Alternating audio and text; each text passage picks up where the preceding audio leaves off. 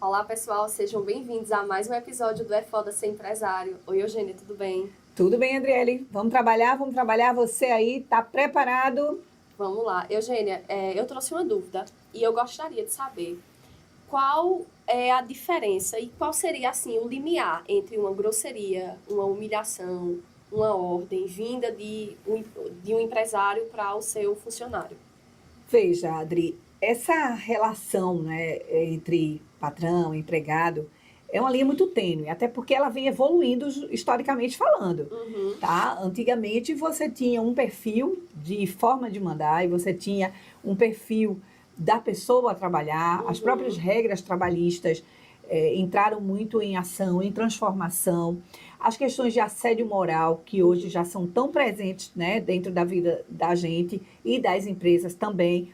Então, primeiro ponto é o empresário ele tem que se atualizar. Ele tem que saber o que rola, o que está acontecendo, o que pode, o que não pode. Porque, assim, infelizmente, é muito. Eu percebo muito empresários, principalmente quem já está no mercado ao longo dos 10 mais, né? 10 uhum. anos a mais. O pessoal faz assim: ah, mas antigamente não era assim? Sim, Hoje o povo está tudo doído? Hoje você não pode falar isso com um funcionário? Não, não pode mesmo.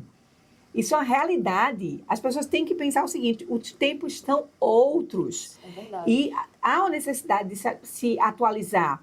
Quando a gente fala na empresa familiar, principalmente, que tem, né, a família envolvida, aquela velha história do costume de casa que vai à praça, a forma como eu trato as pessoas na minha casa, eu acabo tratando os familiares dentro da empresa, e às vezes são palavras inóspitas, são palavras agressivas, grosseiras, que se usa no dia a dia. Imagina, a pessoa chegar, sei lá, um marido para a mulher e dizer assim, vai pra merda, né? Isso ser Uhum, uma constância dentro de casa. Imagina você estar dentro da empresa, o marido e a mulher tá lá fazer uma coisa, aí o marido vira para a mulher ou vice-versa e diz, vá pra merda, você. O que os funcionários vão pensar? Ele é também pode me verdade. mandar merda, né? Ele também É. pode dizer isso para mim. Então, começa pela estrutura do temor. Porque, assim, na hierarquia profissional, né, você tem quem manda e quem obedece. É, Isso é a vida toda. Em casa, quem é. manda e quem Quem obedece. obedece, é. Então, você tem lá o empresário e você tem lá os funcionários, independente se eles são líderes. Tem lá o empresário, que é o top, quem Uhum, manda. E os demais que obedecem. Aí você tem, quando o empresário, ele mesmo que seja para um familiar, ele trata dessa forma grosseira, achando que é uhum. normal dentro de casa, o que é que acontece? Ele pode criar temor, medo Dentro da empresa. dentro da empresa. E isso é um assédio. Ele está Uhum. entendendo? Isso moralmente abala a equipe. Porque a equipe com medo, ela começa a produzir menos, ela começa a não querer assumir Responsabilidade, responsabilidades, é né? verdade. Porque eu vou assumir isso nada, depois o empresário vai me mandar merda, depois o É, empresário vai gritar comigo, gritar. Às vezes não é nem uso de palavrão, mas é exato. uma voz mais, sabe, Aumentar o tom, aumentar né? o tom, aquela coisa de grosseria. Eu não tô nem falando a questão de uso de palavras De baixo ruins, calão, de né? baixo escalão, palavrão, alguma coisa. Não tô nem falando isso. Estou falando timbre de voz. E que o outro... Porque, assim, o que é a comunicação? A comunicação é alguém comunica e outro que recebe. Eu tenho o Uhum. comunicador e o receptor. O tempo todo, isso. Aqui eu estou falando com Uhum. você para milhões de pessoas que a gente espera, né, que vão nos acompanhar. E eu posso falar alguma coisa que o outro ache grosseiro. Uhum. Eu posso impedir isso? Não, Não. porque tem um receptor. E o receptor, eu não tenho domínio sobre o quanto o receptor acha daquilo que eu estou falando. Então, é uma linha muito tênue, sabe, um campo cheio de bomba? Campo minado. Comunicação é campo minado. Porque você é responsável por aquilo que você diz e até certo ponto você é responsável pelo que o outro entende, até certo Até ponto. certo ponto, assim, Porque você se você grita, a forma como você fala, a palavra que você escolhe, ela define a forma como o outro vai entender, eu não diria né? assim, não é a responsabilidade com o receptor, ela tem que estar na esfera de que eu tenho que ser suficientemente clara Clara. Isso, a para que o clareza. outro entenda. Sabe aquela Uhum. história, quer que eu desenhe, né? Tem uma Uhum. frase que hoje em dia o pessoal usa muito, quer que eu desenhe? Esse quer que desenhe significa decodifica, Uhum. ajuda, mostra de forma mais clara o que você quer, isso é o que você, né? Você Uhum. quer que eu desenhe? É isso.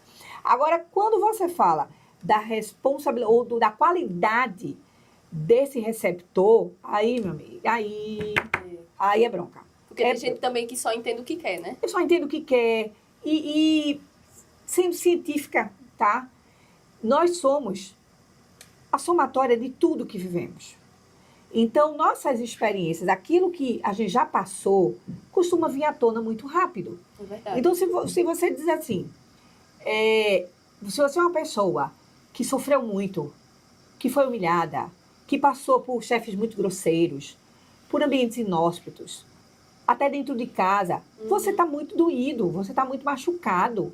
Então, qualquer coisa que se fala vai doer muito naquela pessoa, do que alguém que foi muito amado, que é muito amado, que tem uma família bacana, que é uma pessoa que tem voz ativa, que consegue se comunicar com facilidade.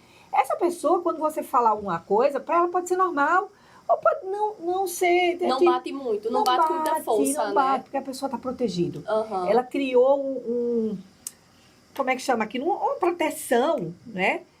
Que ela não vai se doer. Uhum. Então, o grande problema da comunicação hoje dentro das empresas é não saber como é a mentalidade do outro. Uhum. E isso ninguém vai saber, tá, André? Ninguém vai dizer assim, vou contratar alguém, me diga aí, como é a sua mentalidade? Você já tá muito doído, você é muito doído. Não tem isso na entrevista, não, né? Diga logo se você é muito doído, senão eu não lhe contrato. A gente não pode fazer isso. Isso já é um assédio, você dizer para o outro, olha, se você for assim, assim, assim... Perguntar os problemas psicológicos da pessoa, pessoas. Os né? traumas. Você sofreu algum trauma na vida? Diga logo. Não pode um negócio desse. Então, nós temos que ter, no mínimo, a responsabilidade, e aí a responsabilidade de ser claro na informação, sabendo que, mesmo com todo cuidado, você pode machucar alguém, você pode perder. Mas existem algumas coisas básicas, tá? Tem umas dicas para poder fazer com que tem umas essa dicas, nem comunicação tudo seja está mais perdido, assertiva, nem né? tudo está perdido, certo? Tem algumas dicas. Do tipo, primeiro se perceba. Eu trago muito isso, assim, cara, se percebe, empresária, se percebe, empresário, se percebe. Porque se você sabe quem é você, percebe os sinais. Tipo, por exemplo, eu sou uma pessoa que eu tenho uma voz, né, alta. Eu falo alto. Eu falo alto. Minha natureza, eu falo alto. Às vezes eu dou palestra sem precisar do microfone, para você ter ideia. Eu falo alto. E certa vez, né, quando eu fui mãe, acho que minha filha mais velha tinha o quê? Uns 5 anos, 6 anos, não lembro bem. Eu falando com ela, ela olhou para mim, começou a chorar e fez, por que tu tá gritando? E aquilo para mim foi a maior lição da face da terra, porque eu não estava gritando. Era só o teu tom de voz. Para mim, eu não estava gritando. Então, assim, eu me assustei com ela, porque ela me trouxe à tona, né? Uma coisa que eu não tinha percebido, o quanto eu estava machucando ela com o meu timbre de voz. Aí, até hoje, é um exercício para mim virar uma lady. É um exercício, virar uma lady é um exercício, tá? Eu juro que eu me esforço, gente. Eu me esforço, sabe? Para poder ser mais sutil, elegante. Eu digo muito isso para as pessoas. Sutileza e elegância. Mas eu digo isso para mim também. Gente, faça isso com sutileza e elegância, porque é o ensinamento que eu trago para a minha vida, tá? Mas vai acontecer em algum momento que eu posso ofender o outro pode dizer assim, cara, por que você está falando tão alto? Por que você está gritando comigo? Precisa falar assim, não é comigo, você está falando de uma cena, né? Quantas vezes o empresário, né, ele está falando de um problema na empresa com alguém que não é o gerador do problema e parece que o cara é que está levando a bronca. É verdade. Isso é muito comum. Isso é muito comum. Por quê? Porque aquelas pessoas que nos dão ouvido... Geralmente é quem mais levam. Que mais leva. Esse é um grande problema que temos, um grande BO, um boletim de ocorrência mesmo, que ocorre dentro das empresas. É que, porque eu tenho um melhor relacionamento com você, porque você é um ótimo ouvinte... Às vezes você escuta nem... Eu descarrego as minhas ansiedades, o que eu sinto por um erro de outro, e eu acabo assustando você. Eu acabo trazendo um peso para a nossa relação, né? Você dentro da empresa, que você começa a questionar se você quer continuar na empresa ou não. E aí é um dos grandes motivos que algumas pessoas vão embora. E pessoas boas, né? Pessoas boas, geralmente as boas. Os ruins não, gostam de levar.